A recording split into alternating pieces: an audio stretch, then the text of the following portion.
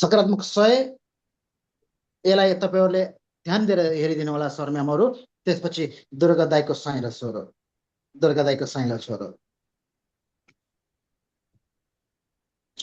Durga दाइको silo छोरोको photo पनि देखाइदिनु मैले आग्रह गर्दछु।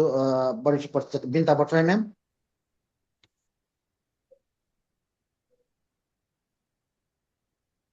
देखिसकेको छ सर।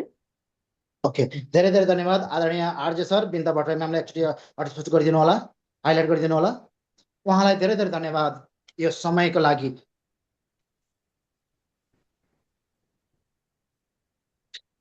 धेरै धेरै धन्यवाद यो बसाइको लागि। धेरै धेरै धन्यवाद आदरणीय बिन्ता भट्टराई म्याम। हजुरको समय अब हजुर बिदा हुँदा हुन्छ। म सर म्यामहरुलाई अबको 6 मिनेट 2 मिनेट खर्चिसकेको छु। 6 मिनेटमा सम्पूर्ण कथाको अन्त्य गर्नेछु। आदरणीय सर म्यामहरु, 2034 सालमा 2034 सालमा जन्मेको भरत, 2034 सालमा जन्मेको भरत, 34 साल जेठको 32 गतेको जन्मेको भरत दुर्गा दाइको साइलो छोरो। जब ऊ बढ्दै गयो, उमेर बढ्दै गयो, निकै चकचक नेपाली भाषामा निकै चकचक, अंग्रेजीमा भन्नुपर्दा आउटस्ट्यान्डिङ माइन्डको सानोमा निकै चकचक। जब ऊ 18-19 वर्ष पुग्यो, माया प्रेममा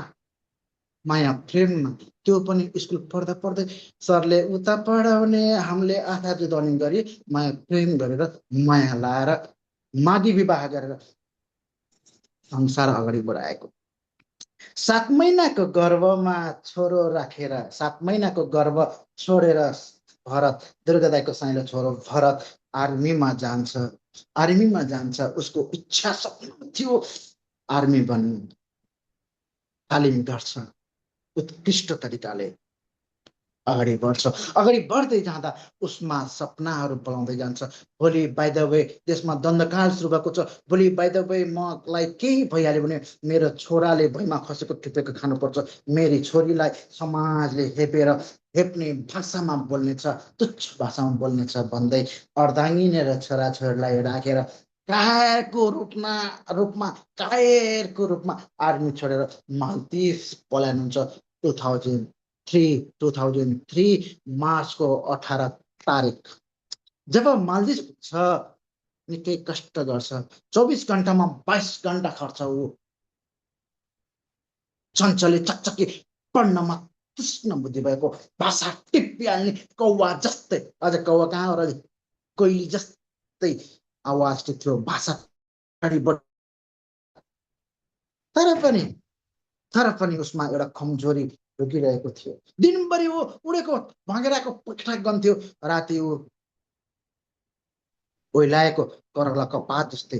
त्यसपछि सपना देशमै देख्छु, अर्धाङ्गिनीसँग सँगै माया प्रेम गर्छु अनि छोरछोरीसँग सँगै खेल्छु भनेर मालदिभबाट घर फर्किन्छ।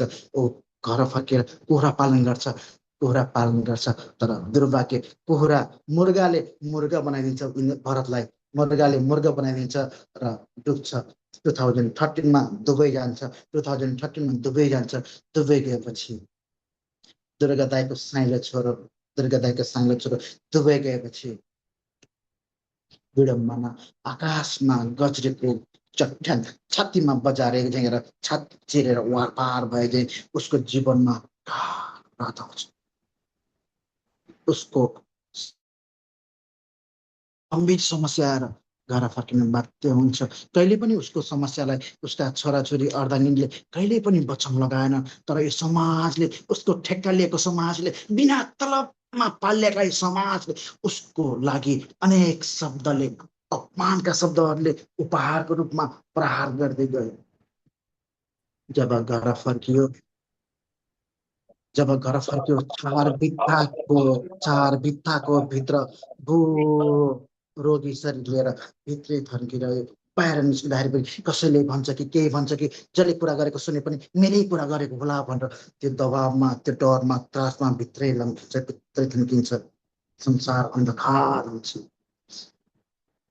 2082 सालको भदौको 9 गते जब उसले एउटा सूर्यको किरण बन्द कोठाको पालबाट छिरेको उज्यालो जस्तै जब जागरणको उज्यालो जागरणले प्रस्थान गरेको जागरणले आयोजना गरेको 7 दिने पब्लिक स्पिकिङ पर्सनल डेभलपमेन्टमा जब ऊ अगाडि बढ्छ उसमा भएका नकारात्मक शक्तिहरू नकारात्मक सोचहरू सबै पलायन हुन्छ अगाडि बढ्छ युद्ध जिते जस्तै हातमा सेतो छडी बजाउँदै हिँड्ने यो भरत त्यो भरत दुर्गादाईको साइनो छोरो भरत सेतो छडी टक टक बजाउँदै हिँड्दा दुनियाँको छातीमा बजारिए जस्तो अनुभूति हुँदो रहेछ यो समाजलाई तर ऊ नकारात्मक सोच राखेको त्यो हिजो भदौ 9 गतेभन्दा पहिला तर ऊ जब 9 गते प्रवेश गर्यो त्यसपछि उसको संसारमा यहाँ सूर्योदयको किरण आगमन भयो जब अगाडि बढ्दै गयो रात दिन उसको असक्षमतालाई कसैले कुनै कुराले छेकेन जब अगाडि बढ्दै गयो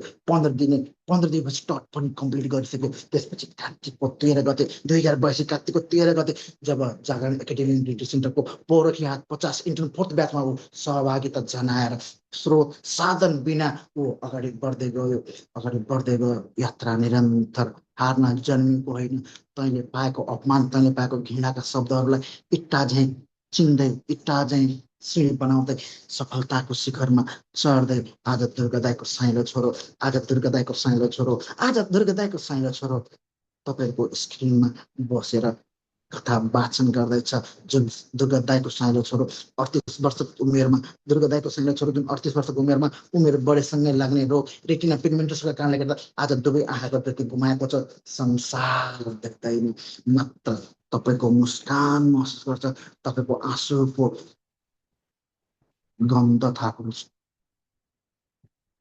आज त्यो दुर्गादाईको साइलो छोरो भरत इन्द्र आचार्य आज तपाईँको स्क्रिनमा बसेर कथा वाचन गर्दैछ त्यही पौरखी 50 को इन्द्र आचार्य आज तपाईँको बिचमा कथा वाचन गरेर 1984 सालसम्म 1000 जना प्रशिक्षक बनाउने अभियानमा जुटेको छ 2085 माघ 21 गते गौतम बुद्धको आकृतिमा 100 जना पुस्तक लेखकहरूको पुस्तक विमोचन गर्दै 10 मिनटसम्म पुस्तक वाचन गर्ने सपनामा अगाडि बढिरहेको छ इन्द्र आचार्य जब बीबीसीले सीएनएनले अल जजिराले खबर गर्छ अनि गिनिज ओल्ड बुकमा जब खबरेज गर्दा पृष्ठभूभागमा एउटा नेत्रहीन जसको नजर छैन जसको दृष्टि छैन उसको फोटोको आडमा तपाईँ सम्पूर्णको फोटो दृष्टिहीन इन्द्र आचार्यको आडमा तपाईँ सम्पूर्णको फोटो एकचोटि कल्पना गर्नुहोस्